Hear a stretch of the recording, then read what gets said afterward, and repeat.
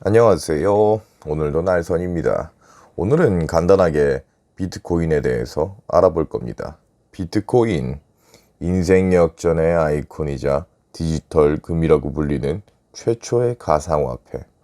이 비트코인으로 이번 생 안락함이 요단강 건넌 분들 많으신데요. 비트코인이 뭔가 알아봅시다. 갑니다. 비트코인이 위험한 이유, 추적이 되지 않기 때문인데요. 그와 관련해서 나온 기사들도 심심치 않게 찾아볼 수 있습니다. 추적이 되지 않으니 범죄에 널리 이용된다는 겁니다. 마약, 무기 밀매, 뒷돈, 자금 세탁, 탈세 등. 제가 저런 일에 연루된 사람이라 가정해보면 너무 좋은 방법이죠. 해외로 자산을 옮겨야 할 때 세금을 피할 수 있는 가장 좋은 방법이 아닐까 싶네요.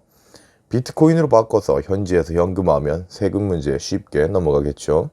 이렇게 범법적이고 위험한 용도로 사용되는 종목이 과연 어떻게 제재를 받지 않을 수 있을까 하는 의심도 들 겁니다. 제가 생각하기에는 저건 덫이에요. 실제로 중국의 신용경색이 우려되는 이야기들이 많이 나올 때, 코로나가 퍼지기 시작했을 때 비트코인은 자산 가격이 폭등했습니다.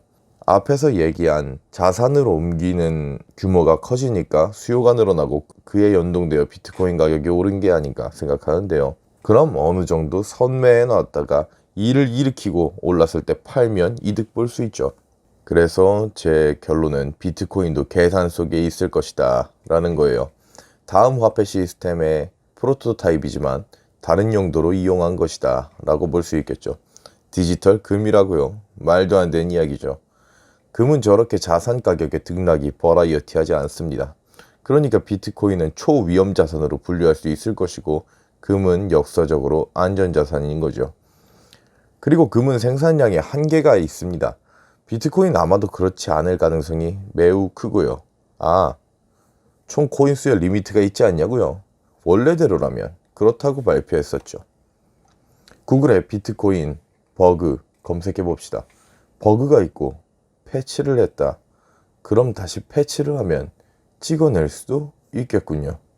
자, 아직도 비트코인이 미래라고 생각하십니까?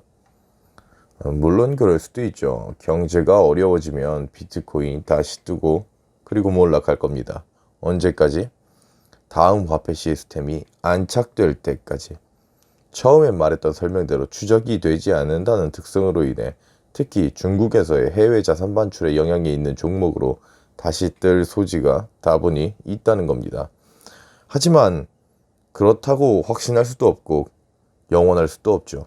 앞으로 국가 단위로 가상화폐를 내기 시작하면 비트코인은 죽을 겁니다.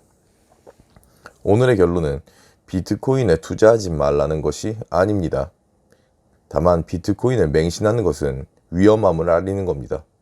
리스크가 큰 만큼 큰 소득을 올릴 수도 있겠습니다만 개인적으로 추천하는 방법은 아닙니다. 오늘은 여기까지. 바이.